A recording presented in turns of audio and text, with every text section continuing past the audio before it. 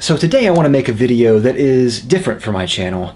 Normally I try to stay out of beefs and drama and things like that, but today I decided that I really need to step out and say some things about someone in the community. Now, as you already probably know by the title, it's about Jeremy Fragrance. And before I go into that, let me tell you a story that happened recently. Many of you probably have heard of the YouTuber PewDiePie. He has the largest YouTube channel out of all YouTube. Recently, it was revealed that Warner Brothers had given PewDiePie as well as other YouTube reviewers money in exchange for positive reviews of games. PewDiePie didn't disclose this, and only later after it came to light, put in annotations in his description box that his reviews were sponsored. The reason this is bad is that the FTC has strict guidelines on endorsement. If a company wants to sponsor you and give you products or pay you for promotion, then the person who is doing the review has the obligation to specify and disclose that he got something for free or that he was paid. And if the reviewer doesn't disclose that, he can get in big trouble with the FTC. Now, I always try to do that. I haven't done a 100% perfect job on that. I get many different products sent to me for review, and I try to disclose that in the actual review. I've also gotten a couple of paid sponsorships, and I try to disclose that in the video as well. And when I do a sponsorship, I only do them for things that I absolutely believe in. Getting back to Jeremy Fragrance, it has come to light that people are suspecting things about his channel that may or may not be true. Now, this video is not intended to slam Jeremy Fragrance. It's not intended to say bad things about Jeremy Fragrance or hurt him or his channel in any way. My intention is not to bring hatred. My intention is not to show jealousy. My intention is to bring the questions out in the light that many reviewers and subscribers and viewers have about Jeremy Fragrance. Many people who are watching this video are going to slam it, saying I'm hating on Jeremy Fragrance. I'm not. But in the same reasoning, if you are disagreeing with me here, then are you hating on me hating? You can see how it gets really weird if you don't really pay attention to the arguments. You could say anybody is doing anything out of hatred or just being spiteful or jealous until you actually listen to the arguments and the discussion being brought forth. My channel exists in a community of fragrance lovers. There are many reviewers in this fragrance community and many viewers. Community is more than encouragement. Community is more than content. Sometimes community has to be about accountability and holding people accountable for misrepresenting the community at large or lying to the community as well. Every reviewer out there would want his views or his subscribers, so we're not doing this out of a sense of jealousy. But when we see someone rise to such heights that no fragrance reviewer has ever risen to before and done so in less than a year, that raises some eyebrows. So I have several questions to Jeremy Fragrance to address him specifically, and I wanted to bring the discussion in light of everybody here to have him answer it publicly. I have no proof of some of these allegations, but I do have some things that show some very suspicious actions here. So first, let me talk about Jeremy Fragrance and some positive things that I really like about Jeremy Fragrance. First of all, Jeremy Fragrance is super handsome. I mean, like ridiculously handsome, okay? He's very outgoing, charismatic. I think he's a great salesman and spokesman as well. Truth be told, if all of this is true, he's a very shrewd businessman as well. I have absolutely zero problems with his success. I wish him all the best. He has about 60,000 subscribers more than I do, and I have no problem with him making money. If he's making money off of YouTube, I wish him the best because I want to do the exact same thing. I have no problem with him receiving products for review. I don't even have a problem with him being hired as a promoter by fragrance companies if that's what he's doing. My problem, though, is that if that's true, he needs to disclose it. Now, let me talk about some negatives that I think about Jeremy Fragrance's channel.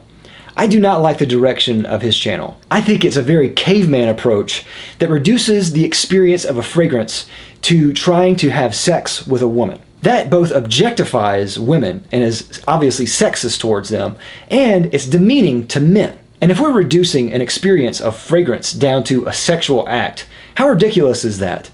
He's using that as a place of sex sells. I think that's ridiculous. Now, also, I have some experience communicating with Jeremy back in November 2014. Well over a year ago, he contacted me through YouTube asking me if it was okay to be a guest on my channel. And of course, I would love to have him on at that time. He had far fewer subscribers and views at that time, and I was still ahead of him in both. So we had a little bit of communication back and forth, and it was very pleasant. Talking to him was actually very pleasant. He's a nice guy. We settled on reviewing 212 Men by Carolina Herrera and Endymion by Penhaligon's. He had a limited time because it was getting close to Christmas, and he said we could do it in this certain window, which I was glad to do. But because of schedules and time and the time difference, which is about 6 to 7 hours, it was very hard to actually commit to a time where we could both have free time to review. Then after the Christmas break, he decided to go ahead and publish his review of Endymion, which pissed me off. From my perspective, I'm someone that has been in the fragrance community for years, and I'm trying to help someone who has fewer subscribers and views. So for him to go ahead and not even warn me, but say that he's just going to publish the review, to me was a big smack in the face. And when someone does something that is kind of disrespectful of someone who's been in the game for a while, I think that is just telling of their overall character. After that, we hadn't talked. Of course, we hadn't reviewed anything together, so you can see how that went. So let's go ahead and address some of the questions I have and some of the points that people have leveled at him before. The first point is that his rise to popularity has been artificial. Some people have said that he's bought subscribers or that he's bought views. Now, I don't know if this is necessarily the case, but I'd like to show some things that I have found on Social Blade. Social Blade is a website that tracks people's overall metrics on YouTube. You can go there and you can look at mine if you want to. If you go into the metrics of Social Blade, you can look and see the subscribers that he has. In October 14, the average was about 70 to 75. Then it spikes in January 2015, and then it goes back down way low again. Now the average from before the spike and after the spike are about the same, 70 to 75. But if you look at the peaks of that graph around January 2015 right there, it shows that it drastically increased to 300 a day, 500 a day, even 700 subscribers a day. Now I can tell you this, I've been in the game for a while, and even though I have done some things around Christmas time that have gathered many subscribers with my 12 Days of Christmas, it has not even come close to that. Not even close. To increase your average subscriber acquisition rate of every day by tenfold seems a little fishy. So looking at that graph, around that mark, it was spiking heavily, and then it dipped back down for a long time to the same average rate. I'd also like to mention this. To this day, he has not gotten to that same point where he has gotten 300, 500, or 700 subscribers each day. So let's go to views. Around this exact same time, his views spiked as well. Before, in October 2014, you can see his views are fairly low. Then they jump way up to 40,000, 70,000 views a day. Then after that, his reviews leveled out for almost a year to about 10,000 views a day. And only recently, like within the last month, has he been able to match that same view count that he did in January 2015. Now I have no idea what contributed to this. And so when I look at that, I think it seems like it's artificial. Next, let's talk about promotion. Many people have leveled the criticism, or accusation really, at him that he is being paid as a promoter for certain fragrance brands to just say positive things about fragrances. Again, I have no idea if this is actually true, but let me show you something that I found that really makes me wonder. On one of Jeremy Fragrance's most recent videos on the Diesel Bad fragrance release party, there's a clip of him in an airport pointing to someone who is picking him up. The person picking him up has his name as well as Yves Saint Laurent logo there, YSL. Now, no one who is picking me up to go to an event will say Dave Johnson, Thierry Mugler, or Dave Johnson, Imaginary Authors. Though I love these fragrances, I'm not affiliated with them. I'm not working for them. So no one would have a reason to put an affiliation with a brand on top of my name when picking me up. But looking at this, it really, really makes me wonder. Is he working for Yves Saint Laurent? I don't know. Looking at it, it seems like that. If so, what does this mean? What does this mean about his fragrance reviews? What does this mean about his reviews about La Nuit de l'Homme? Like I said, I have no problem with him making money.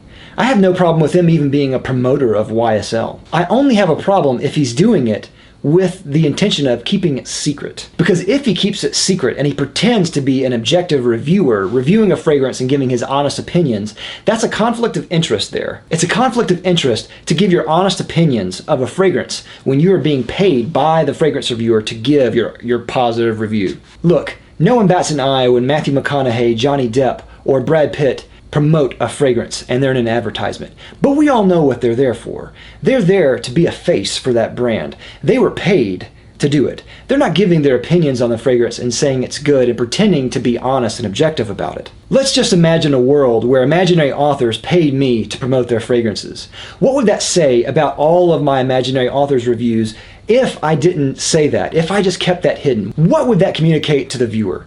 It would communicate that I am being dishonest about my review. What would it say to my audience if I deliberately kept it secret, even if I was honest? It would tell them I'm untrustworthy. It would tell them my reviews mean nothing. It would tell them my reviews are only commercials for imaginary authors. And I don't even know if Jeremy Fragrance is paid by YSL or other companies. I have no idea. But looking at this, it seems fishy. Obviously he brushed me off, and obviously I disagree with a lot of the direction that he's going in as a reviewer. But this video wasn't meant to hurt him. I want him to answer certain questions. Do you currently buy subscribers or views? Or have you ever done so? Are you being paid to promote things on your channel and not disclosing it? And is that even legal in Germany, to be endorsed by a sponsor and not divulge it to an audience? Are your female guests being paid to give their opinions? Is anything on your channel honest? And if you've bought subscribers and views, how does that make you the top reviewer in the fragrance community? Are you a part of the fragrance community at all? All of these are not criticisms that I have leveled by myself. These aren't even criticisms that only reviewers have leveled. These are criticisms and questions that viewers have asked. People have warned me that I shouldn't make this video, that I shouldn't create drama, and that I shouldn't bring this up again after it's been brought up a million times. But I really think that these things are important. In the long run, what does it mean if a fragrance company is paying reviewers to give positive reviews of a fragrance? I've been working at Fragrance Bros going on 5 years now. I have over 16,000 subscribers as of this recording, and I'm proud of that. I have quality content that I'm proud of, that I think is thoughtful and that adds stuff to the community. I do things that I think will help people, and I care about the people in this community. I care about the other reviewers and my viewers and subscribers. I want to treat them with respect and dignity and not demean them. And I want to be honest about the things that I do. This community has given me so much. This is a community of people that care about fragrance, and I want to keep it that way. Jeremy, I'm making this video because I want you to answer these questions. If you're a part of this community, you owe these people the same dignity and the same right. And I hope that you will take this video seriously and answer the questions.